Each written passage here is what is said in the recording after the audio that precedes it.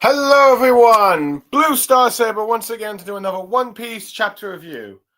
Chapter 1158, Rocks vs. Harold.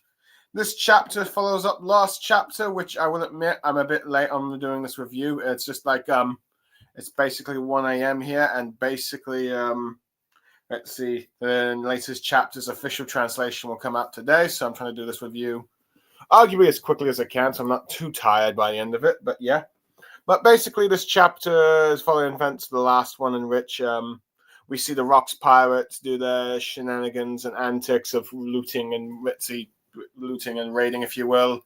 Seeing Shiki trying to backstab some of his crewmates, including Rightbeard and and Silver Axe. So yeah. At the same time, we also end up seeing Howard's attempts to try and join the world government. Be dissuaded when apparently the world government attacks an island that helped them out, which, ironically enough, from my understanding, as Brian Line pointed out, this was actually the very same island where he met Ida and did his first good deed after being reprimanded by her. So, nice continuity notes there, Moda. So, yeah, that's cool for that. And with Rock still trying to get him to join his crew, but he's still refusing. And then apparently Shaki has quit the Kuja pirates, to the dismay of many pirates on Pirate Island, only to be overjoyed by the fact that she's come to live there and work and own a bar and make ends meet, while they will all protect her, if you will.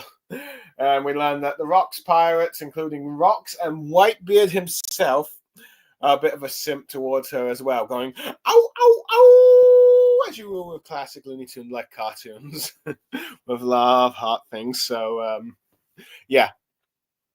That's basically the last chapter. Anyway, on to this chapter. And this chapter, but before we begin, we've got the latest cover story of Ogre Child Yamato's Golden Harvest Adventure, if you will, or Circuit Pilgrimage, in which we see that volume 30, which says, "Here lies the heroic pirate of justice," and it's none other, if you go to, like, depending on the translation, it's none other than Kozuki Moria, which basically means that Gecko Moria, the main antagonist of Thriller Bark, the shadow user who resurrects zombies, including Ryuma, who was the treasured hero of Wano, is apparently a Kozuki, which is arguably the most shocking kind of revelation that this cover story has revealed, because this leads to so many speculations and all that stuff. Now, granted, from my understanding, Gecko Moria was born in I think it was the West Blue, but apparently he was, from my understanding, but he ended up being adopted on Wano, so Moria doesn't seem to be necessarily a actual Kozuki by blood, but more of like adopted, but still. But this leads to all sorts of guesses and revelations, because if Gecko Moria was, in a sense, a Kozuki, it's very possible that he's actually learned to translate the road poneglyphs. And frankly, if you're on the belief of the theory that Gecko Moria is going to join Cross Guild, because it's like all the remaining warlords will go there or something, or at least most of them. Or if you go like the Strong World chapter, and after being freed from Blackbeard by Perona, it seems like his best bet is to turn to like Cross Guild and work with them as an alliance, if you will, which arguably, if now that you get, which arguably would be a beneficial to the Rocks pirates, the Cross Guild, because, well, Moria can control shadows to create zombies, so he can use his zombies to create shadows to create a zombie army, either from the dead Marines they have been given to them by people collecting bounties from them, or even captured Marines can have their shadows taken for their army. So Either way, that is useful. And if Moria can read the poneglyphs, that means that the Crossguild has an advantage in the race of having someone that can read them, and all they need to do is get their hands on road poneglyphs, so either attack either the Yonko crews.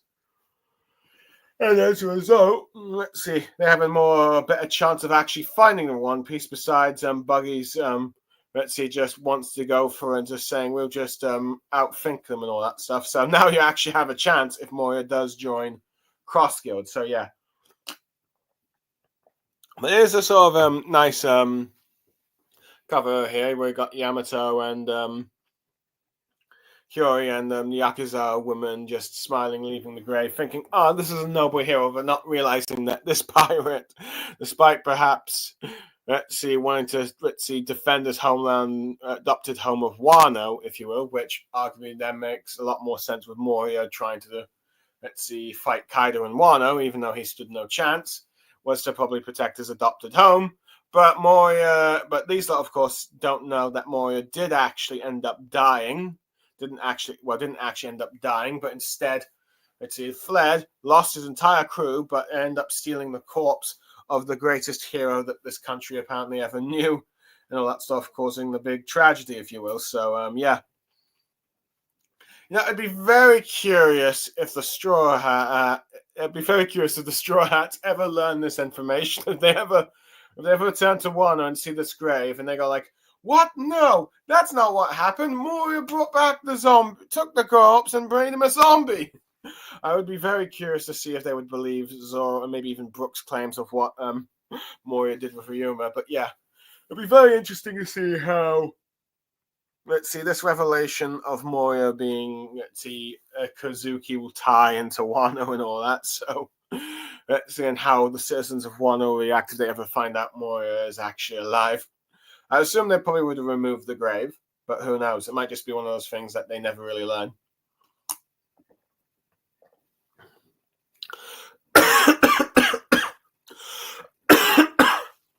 Sorry, I drank too fast there.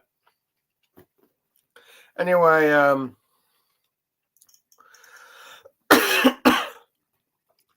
I've gone on long enough. Time to discuss the actual chapter, which the chapter basically begins with the Roger pirate onto a certain sea, if you will, where the crewmates are talking to Roger about how Shaki's opened a bar on Pirate Island, and apparently it's all the rage, asking if they can go. Where we see Roger's being all annoyed and petty here, clearly upset about something. With the crew being like, we're all upset when she apparently quit being the empress of the Kuja pirates, if you will. But they know where they can go find her. They want to go check it out. But one of the crewmen points out that, well, this is basically under Rox's control, with Scopa noticing something going saying to Rayleigh, I can't help but notice that Roger's mood's soured since you two had a conversation.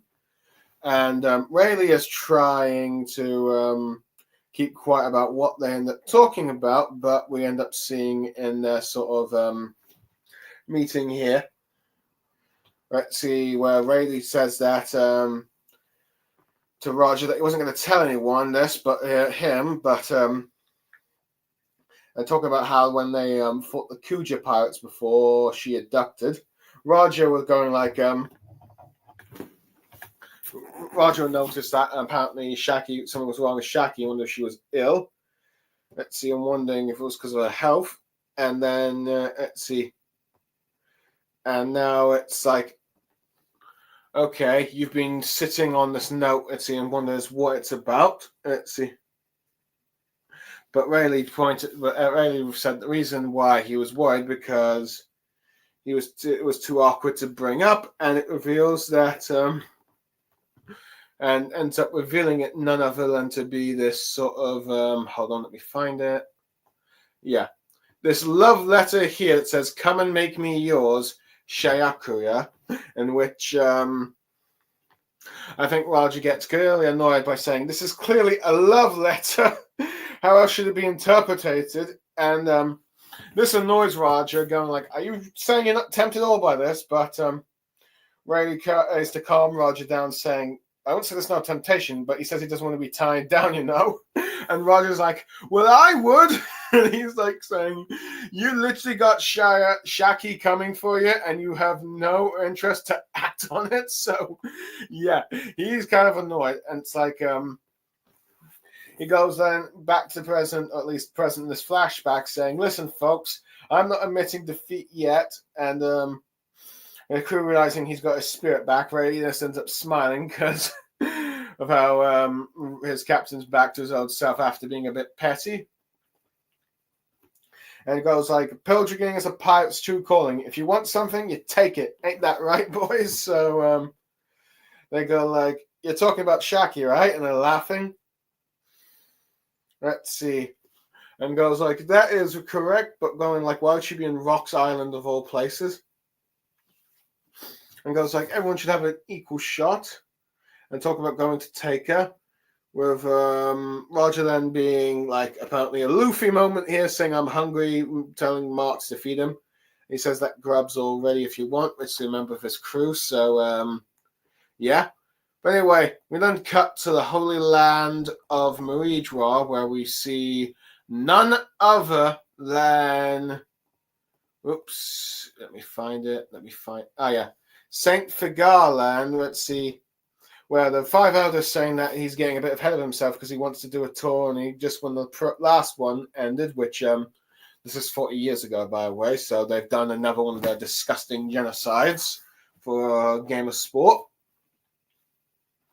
And it turns out that the Gods Knights couldn't really take part in it because they were working on a separate matter, and he happened to moor his ship on this particular island, talking about how it's an unaffiliated nation with its own unique culture. He tried to recommend that they join the world government, and we get like his title box, Holy Knights, Figarland Family, St. Garland, and also Future Elder. And talks about how he cannot get an agreement to be secured, saying the island's rich in resources and would be great benefit to them. But he's also talked about how he found something preposterous there, a discovery he never expected to make, and says that it'll surely please the Great One, aka Emu, and that you recommend that God Valley be the next competition in 2 years' time. So he's smiling while saying this, so yeah. And interestingly, you've got this little panel of the five elders there, but granted, you don't see Saint Saturn, so it's like a modern day version of like a meeting of the five elders when Garland eventually joins. So yeah, you've got that, if you will. Anyway, the next part of the chapter is basically we see Lady Shaki at her bar and all that stuff, where you see pirates lining up, and they're so big that you got pirates going like how much it costs to like pay something, with Shaki going like, then you work for 2 years of free labor, but they go like, what? But can't seem to like but they seem to be willing to do that. But yeah, but you see a bunch of pirates trying to flirt with her, saying how they came all this way just to meet her, including from North Blue, and everyone's saying like how the whiskey and stew is great here, and she goes like, "Oh, that's so sweet of them, how precious." But she won't cook for the likes of them, as you see her being so cold. And it's like, even though everyone wants to come to see her and see serve drinks and be cooked by her, she's not going to necessarily do it all. And though granted, some of them don't mind being the cold treatment. So it's like those guys you see that want to be stepped on by beautiful women. So simps, basically. But yeah.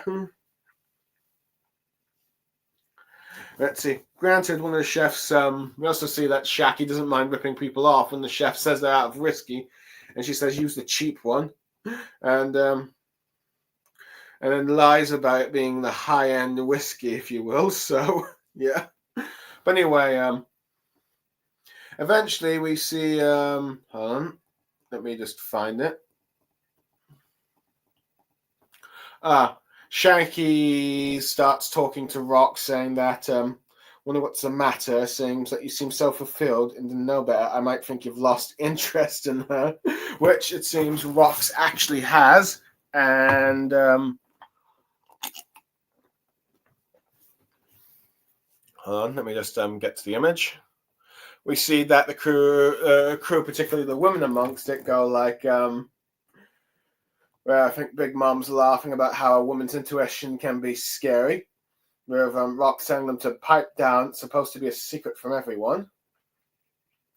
But Whitebeard is so clueless. It's like, what are you talking about? With Stussy saying, you're so dense. And she figures out it's not just a woman. That's the face of a new father. And then, let's see, just as Rox is having, let's see, probably just relaxing, none other than his arch nemesis, Roger, arrives at the bar going like, hey, Shacky! Let's see the Roger pirates going all like, let's see, it's me, your lover boy, as someone comments about, it's the Roger pirates, saying, quick, get a picture, with Shacky going like, oh, Roger, which clearly gets her attention because, well, if Roger's here, that means, well, you know, Rayleigh, but as we see, Garling is not, Rox is not happy, going like, Roger, how many times do I have to tell you that this is my island? You're not allowed here. Well, not that last part, but Garling's like, because like, hey, it's Shaky's place, so no fights between customers, right? So saying, quit yapping, you porcupine. So yeah, you can clearly tell the hostility here as they are staring down each other. But yeah.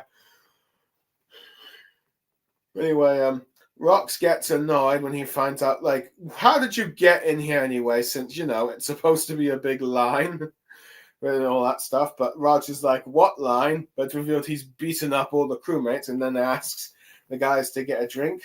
Whitebeard decides to leave since it's getting too noisy to make with these people.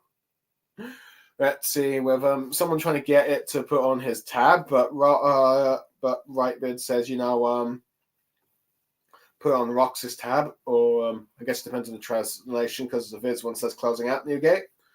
And here you get Shacky trying to sort of ask Roger, perhaps maybe in a sort of seductive way, just so he will answer the question, if you will. Well, she goes like, oh, Roger, if you're here, where's Ray? Well, Roger says that I told him to come with us, but, well, he's resting on the ship. He's saying he's not feeling good. And this is where we get Gloriosa, his own fangirl, if you will. Hold on, let me just find it.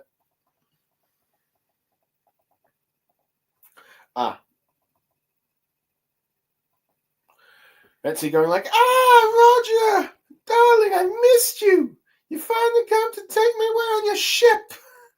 Okay, I may have been a bit high-pitched in that one. But he's good. But of course, he's annoyed with Gloriosa telling her that he does not like clingy women. Let's see, throw themselves on him. So, let's see, Granty says he'll make an exception if it was Shacky, of course. But she goes like, what kind of logic is that? Which she is clearly annoyed at that Roger still has the hearts for Shacky instead of her. Which I can't necessarily blame her. Let's see, because it's like, let's see, she's pretty herself, but Roger has no interest. But yeah. But anyway, Shacky is a bit upset because it's like, I want to see Rayleigh. And Roger, you can clearly tell, is jealous that he's no longer paying attention to Gloriosa and all that stuff. With him asking with Roger being so distracted with like his anger at Rox and, well, his crush on Shacky, completely ignored that Roger Whitebeard had left and asking if he wants a drink. With Big Mom pointing out that he just left, with Roger just complaining in his mind, stupid Rayleigh, why didn't you come? With Rayleigh singing the Bink Shakes, and Shacky hears this, faints, and this freaks a lot of people, some people out, wondering why she passed out. With some of the more flirty lot saying, Miss Shacky, let us tend to you with Gloriosa. And I wonder if perhaps maybe it's Roger, the Roger pirates doing this, where she gets really mad saying, "Get your grubby man paws off of her." But at the very least, it's sort of nice that she's actually defending her former first mate. So yeah. And anyway, we cut out with a narrator to like Pirate Island, where it goes like, by Shaki's own decree, anyone who visits the bar were forbidden from fighting on the island. So even the rival pirates across past never resulted in warfare in this, if you will. But at sea, it was an entirely different story, as we can see Roger being perhaps a bit more serious here and looking quite Shanks-like, I will admit. Let's see, and Rox being a bit angry here, saying like, these two who would not fight in the bar would definitely fight each other if they cross paths at the sea, if you will. So yeah. So we got that. Anyway,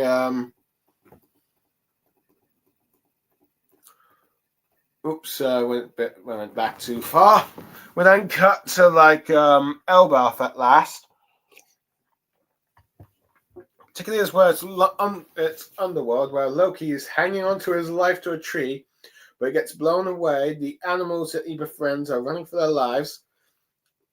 And the Adjutant, I think, is hiding under a rock or something, being shocked by what he's seeing. Is none other than a clash between Rox and Harold, as it seems Harold has finally decided to go agree to the world government's terms of getting rid of Rox in order to join.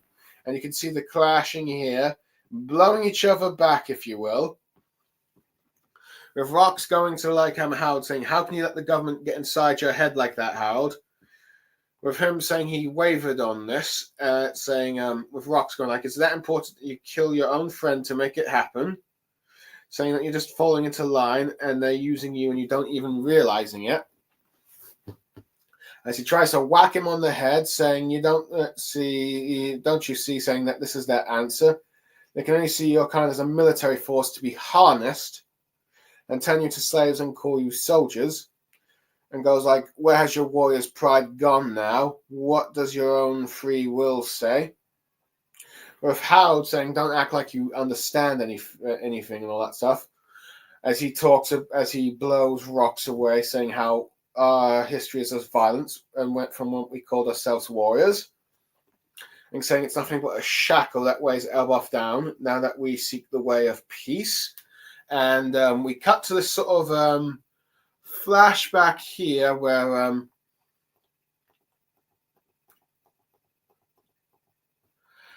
Harold tries to help, let's see, a bunch of villagers, and they say they think you're a good man, but unfortunately these villagers think that they've been raided by giants in the past, and then the king, I think here, says it's not so easily wiped or worked clean from the nation's mind. I'm sorry, which it seems to trying to help the civilians, but the king is not allowing it and all that stuff, remembering the history of giants attacking this place. And you can see that Rox is like very torn to this because he thinks about how he wants to help build a brighter future for his people, but unfortunately, the world won't probably accept them if they still have fear of giants, and he needs to do this thing for the world government, saying as how it's going like, no matter how bad the celestial dragons are, they do have the power to usher Elbaf into the circle of the world and no longer be on the outside. With Rox becoming so disheartened by Harold's words, just telling him to stop it, and then gets mad, and does this sort of massive blow here, going like, "You soft coward!" sending him flying, and says, the talks are off. I'm never inviting you again to my crew. With Harold going like, I am the king. I can't risk my own people's lives on a losing battle of a villain like you. As you see their hockey clash, and the narration goes, they cannot even see eye to eye. And as you see in this little panel here, their little odd friendship between them came to an end and for a time being, they would not meet any longer as they depart ways with no actual win of their fight. And at this point, you've got a young Loki, despite all let's see his father breaking off with how his friendship with Harold. You've got Loki here waiting for Rox to come back because he still wants to join Rox's crew as he's reading the newspaper about Rox. With Edith saying Rox isn't coming back, and he just tells her to shut up. But she ends up being nice to him, saying, "You want me to pour some juice?" He goes yeah, and I believe you also see the young Marco, I think, there. So who knows? From it looks like it, and Loki maybe slightly warming up to Ida, if you will. Let's see, just slowly, at least accepting an offer of a drink of juice. And then finally, the chapter cuts to its last page where we are. Oops, am I going too far? We cut to God Valley, where West Blue 39 years ago, where we hear a bunch of babies crying, with someone going "Ah, it's twin boys," and then we cut to this red-headed woman. Hold on, let me just find her. Let me just find this Etsy woman here, where they're going this. The citizens are going "They're so adorable," and they've got your hair. Where she's saying, "Yes, they do," and you've got these people admiring, including this dude here with the weird circle eyes. I'm not sure if is this supposed to be glasses or is this a sort of error on Oda's part? I mean, normally I don't really complain a little bit too much about or nitpick about the art, but I mean, these eyes are freaky, man. I'm wondering how the anime is going to do it. Mm-hmm. But yeah, but they're going let's see, they can only tell they turn out as wise as she is, and they're even being without their father around, we'll have to help with that. As she tells them as she thanks the citizens, and then she is end up being asked their name, and it's none other, and it's revealed to be none other than Shanks and Shamrock as a baby. Ending the chapters, you got Shanks here, Ritzy holding his hands out, going aga ga ga ga ga ga as a cute little baby, and Shamrock just playing with his thumb, sucking it like you would see a baby. Ending the chapter, if you will. So yeah.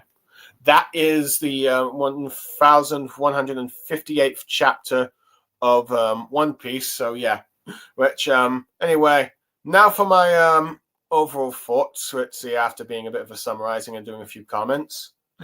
Let's see. So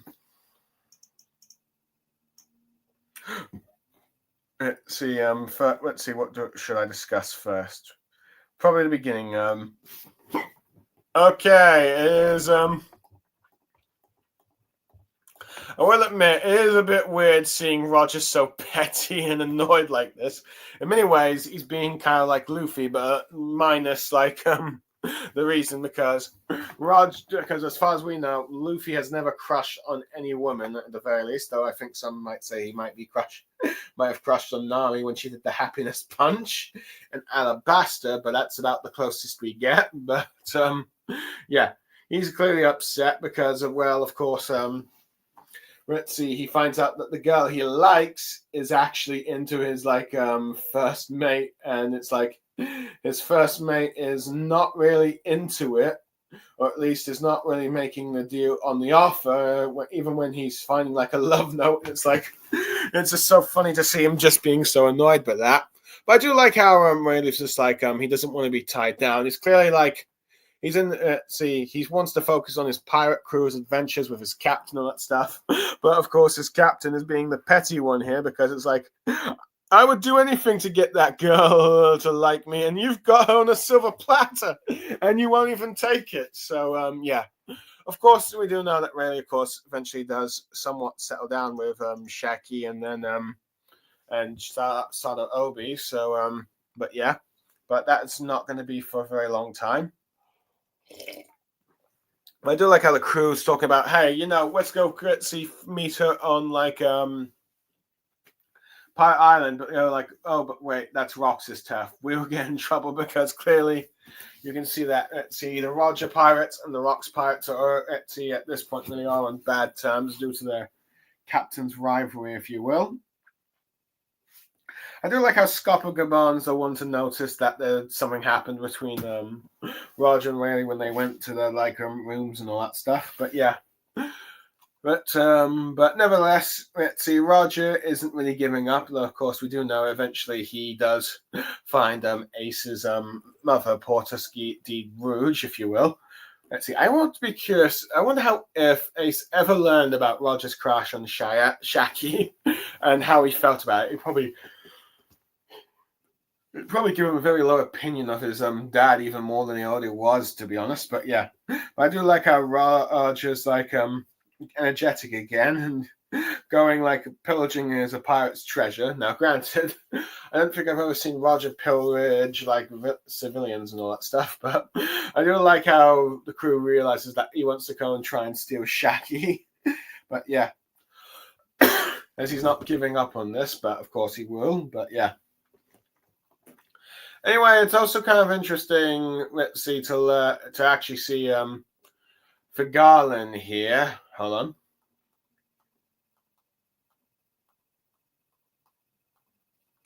For Garland here, reporting to the Five Elders. Let's see.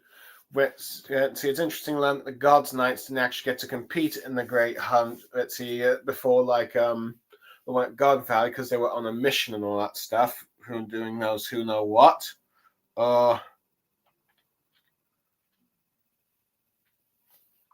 And he wants to, and it seems like he wants to take a part in the next one. The Five Elders are going you've already had, let's see, you're being too impatient, all that stuff. So yeah, it's funny to see them interact like this. They clearly don't seem to like Garland, but and they're able to scold him for the time being. But eventually he'll have equal status to them. But yeah, but it's interesting that we learned that Garland actually on this mission landed in God Valley at some point and did apparently try to tempt them to join the world government, but they refused. And unfortunately, it seems like that refusal or that agreement that did not get played to ended up costing civilians of God Valley because, well, there would be, if the world government couldn't get them, they would use them in their hunting game, which is a bit of a tragedy. On one hand, it's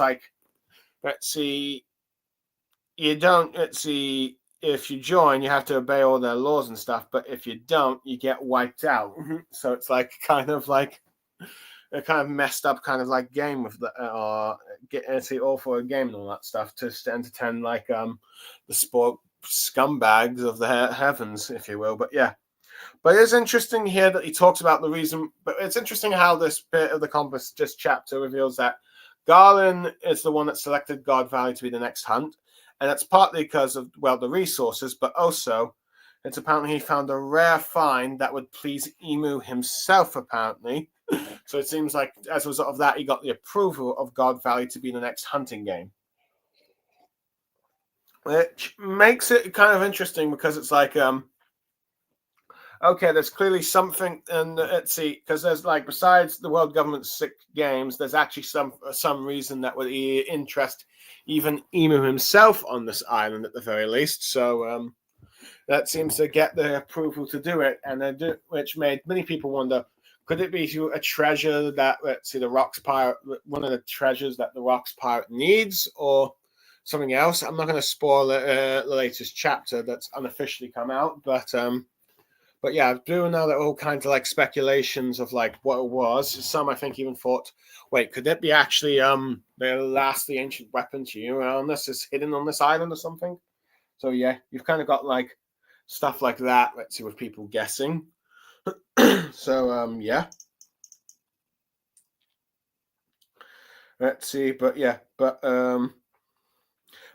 can really see just how much of a scummy bastard by Garland is, and he's excited of doing this next hunting game. But anyway, I've gone on this to too long. Time to talk about the next part. I do like how we end up seeing how Shaki serves regular customers, if you will, with the massive lines. Let's see. So them all coming to wait to flirt and serve them their high quality drinks and give them cooked meals, but she refuses to cook for certain crewmates. I mean, for certain pirates that come and visit, and if she runs out of like the high quality whiskey, she'll just sell them a cheap one and say it's high quality. And when they can't pay their tabs, she'll force them to work under her for a couple of years. So it's like she really is a rip-off bartender, if you will. So, and I do love how she does that. And arguably, she gets away with it because she's so damn beautiful. In some ways, she definitely mirrors Boa Hancock in a lot of ways, where she talks about how she could kick an animal and still be forgiven because she's so beautiful. And well, basically, we see anyone does for that, with the exception of Luffy, which if she does that in front of him, he gets annoyed. So yeah, but I do like how the chapter reveals that, okay, as we know that at the beginning of the Rox's appearance in this flashback, if you will, it's revealed that he is none other than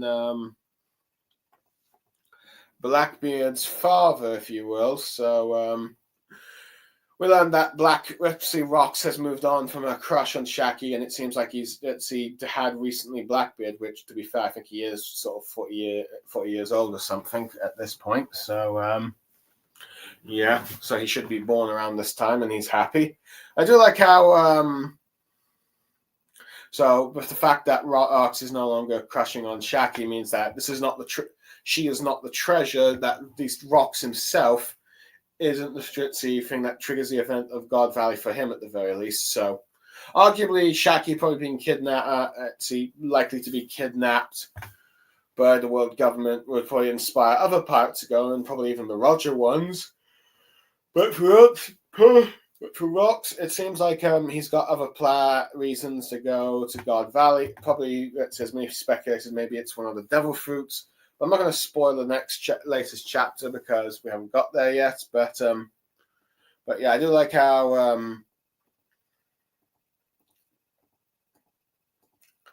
hold on, let me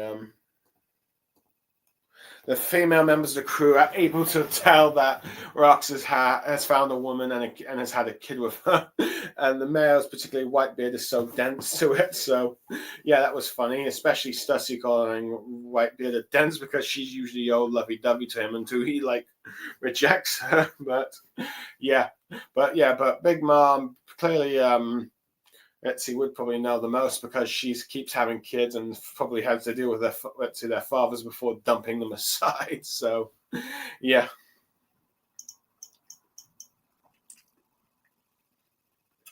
But let's see. Before the Rox Pirates can continue their thing, I do like how Roger's just going in, like how hey, I'm here! And it's like really annoys Rox and all that stuff. But I just love that Shaki is just like, just excited to see Roger because it's like that means Rayleigh's here, would be here. So yeah, I do like how Roger is just like being a bit Luffy-like in his entrance here, really sort of paralleling the thing here. And just Rox just being so annoyed. But I do like how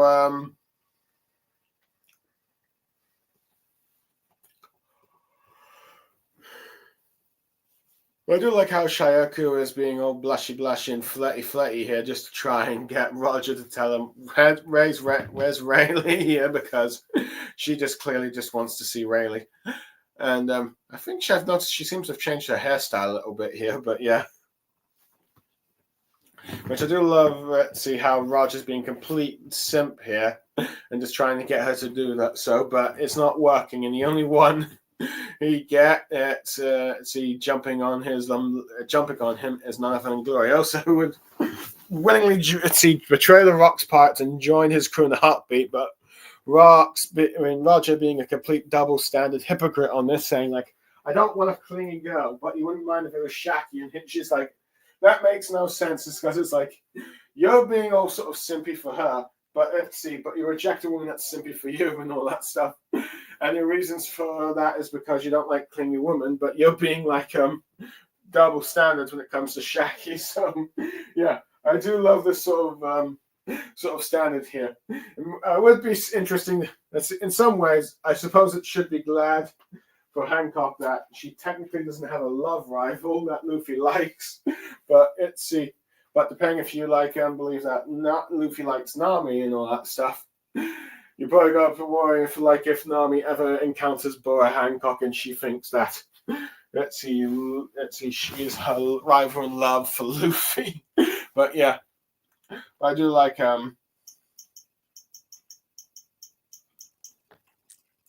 But I do like how you've got Shaggy being a sort of little pouty glitzy girl here. It's like, oh, my crush isn't here. I'm upset. And I do like how Roger just seems to get really annoyed. But I do like how he wants to sit drinks with Witsy Whitebeard. So clearly he seems to here we already see, even in the time of the Rocks pirates, when Whitebeard was like arguably Rox's right hand man. Roger wanted to have a friendly relationship, rivalry with Whitebeard, but at this point, Whitebeard's not really interested in drinking with Roger because he's too loudmouth. But eventually, they do start having drinks, and arguably, Roger might have had his final sort of drink with Whitebeard, telling him about the decline and all that stuff. So yeah. It is kind of funny to see this, but yeah. And but yeah. But I do like how Rayleigh we're gonna see that Shaggy is kind of just like the sort of love obsession thing that Kuja pirates have is like she has her own little faint moment instead of thinking that Rayleigh said I love you, it just ends up hearing him sing and she's like ah.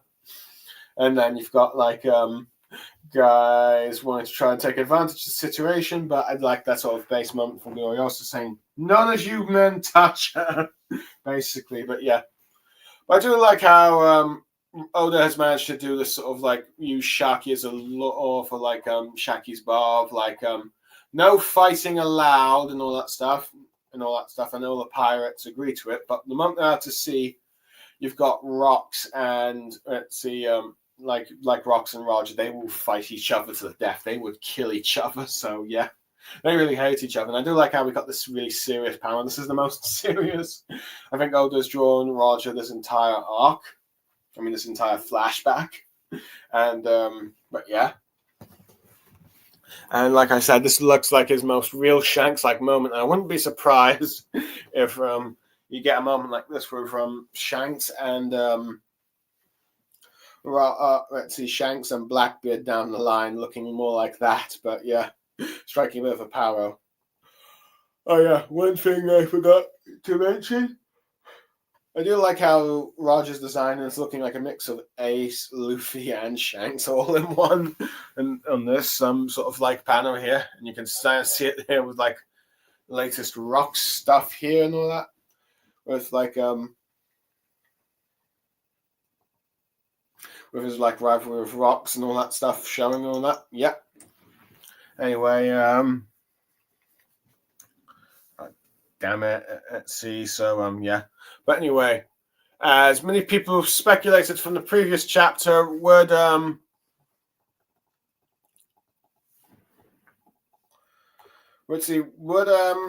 Rocks, would have Hal tried to listen to the world government and take out Rocks? Well, it turns out he actually would and all that stuff, and we actually see them clashing. And we've got some comments from Dino Commander saying, hi, I shall subscribe. Thank you. Low.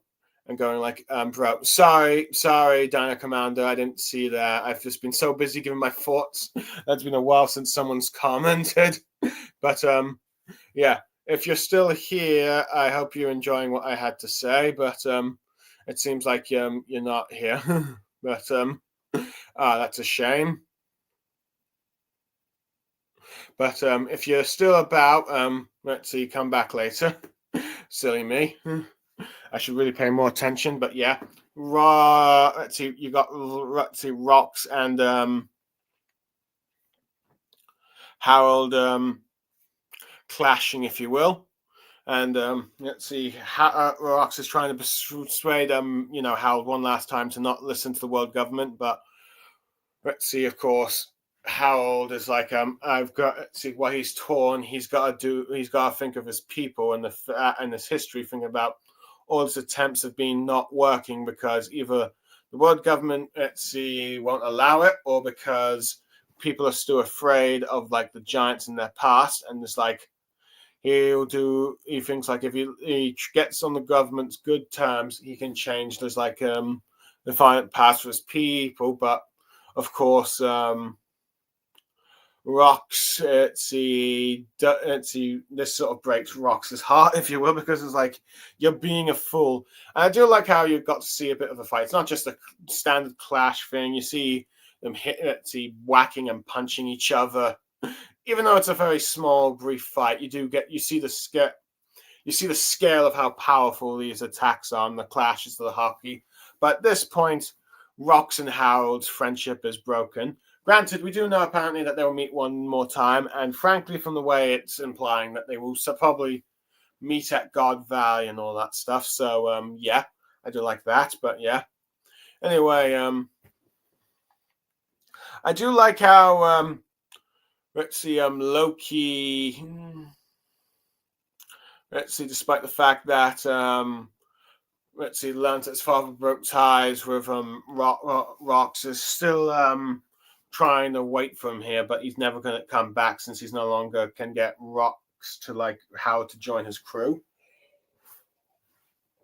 which is a bit of a tragedy because a few chapters back, Rox were, even though it probably benefit his ambition, wouldn't force Howard to join him and all that stuff, but when the tables turned, Howard sort of abandoned their friendship. So it's like, in some ways, Rox has been the better friend, if you will, than Howard. Sadly, while being still arguably being the good king, has ruined a friendship as a result of it. But yeah, I do like how Ida's still trying to be nice to Loki and all that. So yeah, and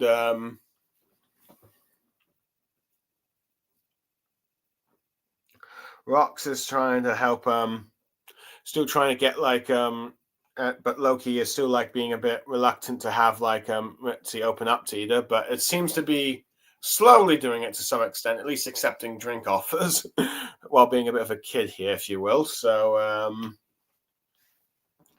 you've got that. But anyway, I do like how, let's see, at the end, we've got like,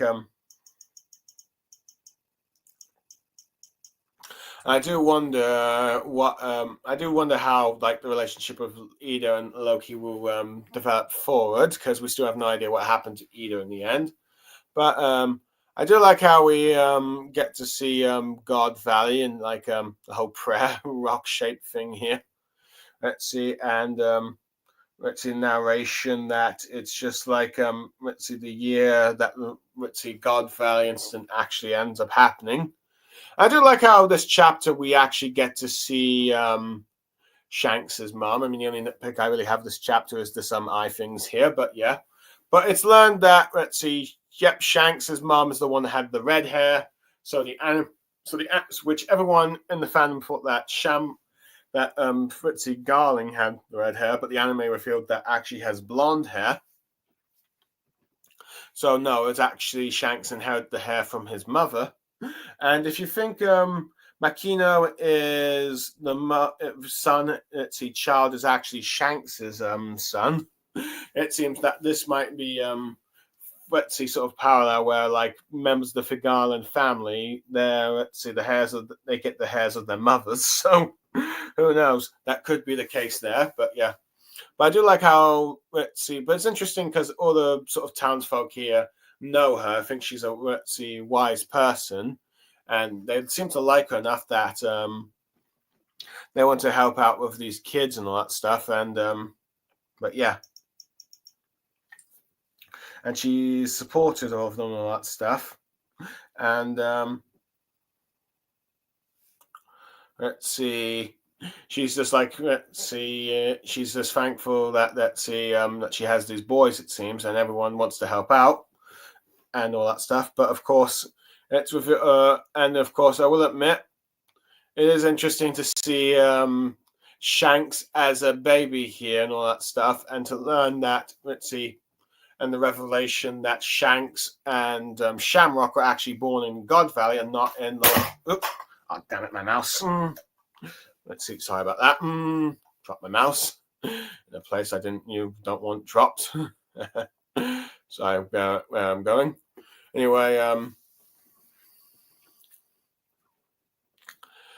Anyway, where was I? Oh, yes. We learned that Shanks wasn't actually born on God Valley. He got born in the Holy Land, but actually in God Valley. So those are wondering, like, okay, why did Shanks say he was from Rest Blue? Turns out he is from Rest Blue, but it's from God Valley. Granted, leaves some questions about whether or not, the drinks that he got for Whitebeard really was from his hometown. Does that mean he knows that what happened to it? Did he get like one of the last few drinks that's left from it? Or did he find another place there and call that his home instead? I'm not entirely sure. Or does he think that the place that, a place that Roger once visited with him that on board, does he think that's his hometown or something? Who knows? But it's interesting to learn that Shanks's mother is not a world noble, instead an ordinary civilian, which does, of course, lead to many to speculate. Is she now in the Holy Land? Is she a slave, or is she dead and all that stuff? I won't spoil the next chapter, but it leads to all kinds of questions. And the fact that Shanks seems to not be a full-on pure world noble, it seems like half commoner, if you will. I do wonder if this is one of the reasons why the Five Elders have a sort of low opinion on the Garland family, at least, where it seems like Garland would be scandalous to bring a son that's not a pure world noble or something. Granted, I do wonder how, we don't really know how the world nobles really all treat every child that they seem to be stirred from their wives and all that stuff, because we do know that Barney was abandoned, but we don't know if it's because she was also deceased or because Ginny was deceased. Because, if she wasn't, would she have been, kept in the Holy Land, and would she have become a world noble or something? Or is it just or do they just abandon or just when they have their wives or they have their lovers, do they just abandon the kids and only select a certain few? I'm not entirely sure of that, but I don't know. It's probably something that Oda needs to clear up with his world noble, culture and all that stuff. But it is interesting to see, and it is kind of funny to see Shanks just being all waving with his two hands because, well, he will eventually lose one of them. But it's also kind of you probably know that Shamrock is going to become an evil scumbag like the rest of the world nobles when he grows up, but you see him as a cute, innocent baby here. And it makes me think of all those questions that some people would you shoot Hitler as a baby and all that stuff? Because he grows up to be the most evil man in the world, but it's here he's a baby so innocent and vulnerable, you wouldn't actually really attack a baby, because it's that's one of the most evil things you could do, harming a baby in any way. But anyway, overall, this chapter, I give it a sort of 9 out of 10. I will admit, I do think, Roger, I think, is being a bit too petty. It is funny just to see how jealous he is of Rayleigh, who clearly has Shaggy's affections. Seeing that Rox has at least moved on from Shaggy and probably has his own reasons to go to God Valley. But also the fact that he also has had Blackbeard now. Seeing the Rox pirates interact with each other some more, and the female members realizing that Rox had a kid, and then having Roger show up and see him interacting with Shaggy and she being upset that Ray's not about. But then sort of having some Hancock-like moments when she hears his voice, and then you're seeing the sort of rivalry between Roger and Rox on screen, and you can see how they really don't like each other. And seeing how they don't like each other and all that stuff, and seeing how Shaggy managed to establish peace on the bar, but when outside they clash.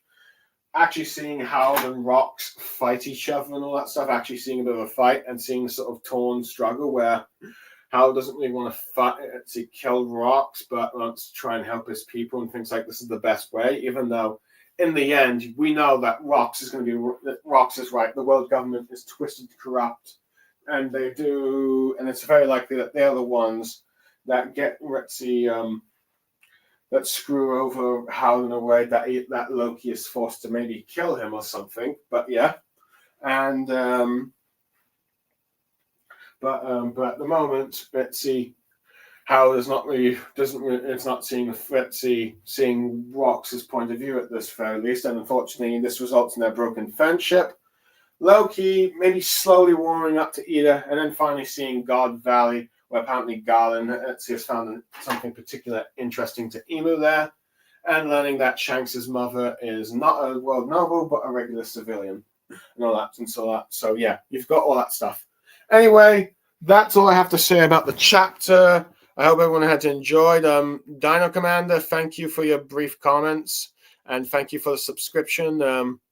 Sorry that I didn't see your comments sooner. I should really learn. It's been such a while since people have commented that I've just stayed more on the screenshotted, area of the image and not paid attention. If more people are going to comment on my channel, like you, I'll try and make sure to keep a regular checkups to make sure that people are commenting. But for now, I am Blue Star Saber signing off. For those who are listening, I hope you enjoyed what I had to say. And goodbye for now until next time when I review the next chapter, when I get the chance. But bye for now.